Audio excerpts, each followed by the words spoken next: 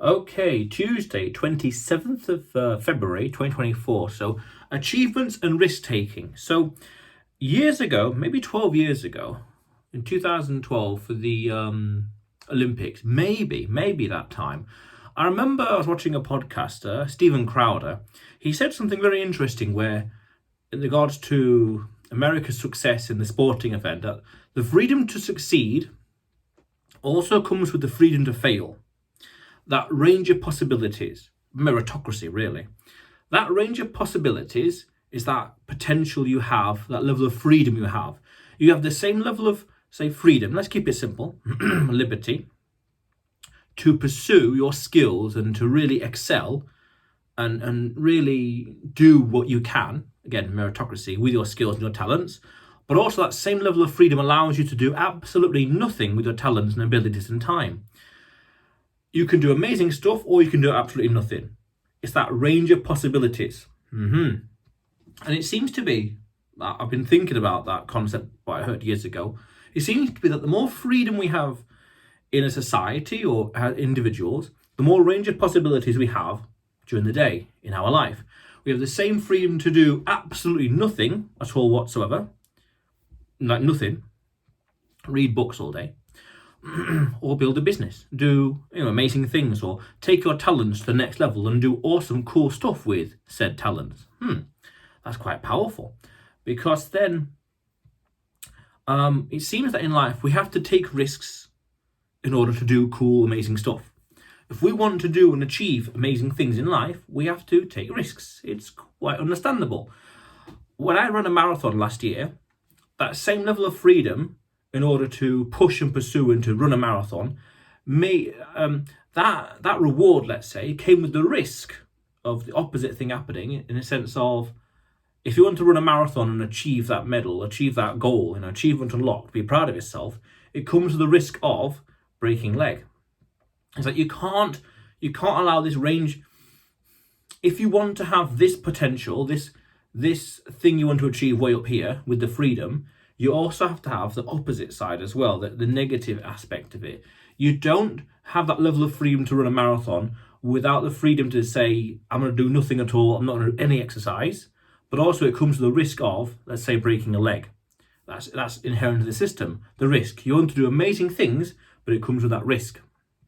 And the ability to do amazing things comes with the more liberty, the more freedoms that you might have individually, or the society is allowing you to have, or politically speaking, or socially, or culturally, or whatever else.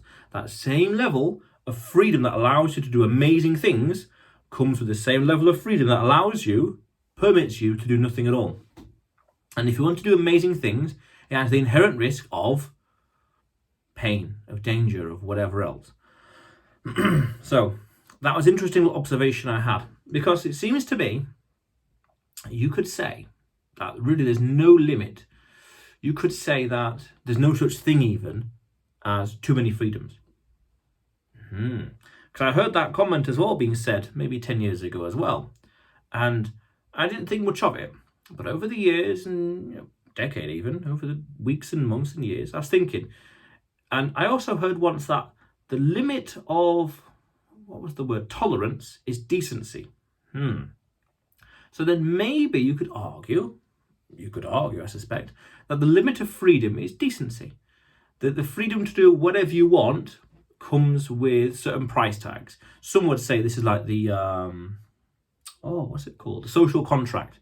If you do this, you're going to face these penalties, maybe. And I think that concept of social contract is a wrong word, because contract implies both parties have reviewed it. There's ways for dispute resolution, things like that. It's more of a social understanding, a social nod, just an agreement, a social unwritten rule, so to speak. I think that's a little better way of wording it, but that's another conversation.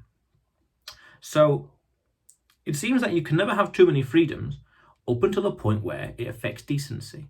And then you could also argue, where do rights come from? Because I also heard, I don't remember who from now, maybe Lark and Rose, quite possibly, or perhaps Lysander Spooner, talking about freedom comes from rights come from the limits of rights are to do with not having to infringe on other people's livelihood or life or lifestyle. My rights exist insofar as they don't force you to do something for me, which is interesting, quite profound, I suspect. Political theory, okay, something to think and ponder about. Certainly I will over time. But could there be a limit to freedom? Don't know. I guess you could say it depends what kind of society you want to live in. Because I talked about in one of the videos I did before, I can't remember which one now, that there's two things I tend to look at in a place to live in. What kind of society it has, in terms of people's attitude, the infrastructure, the railway system, the postal network and all the rest, consumer conveniences, and to what extent you trust the government. So you could say, well, the kind of society, the more, say, amazing the society is, and the more trust there is in the government, the higher that tolerance will be, or the lower that tolerance will, I don't know, that the higher it will be, I guess, because the people are able to do more stuff, or certainly no one's going to interfere, whether it's a culture of indifference or apathy, or just a weak government, so it's easy to trust because they can't do anything. Yeah, so the principle then here would be, how much freedom is too freedom?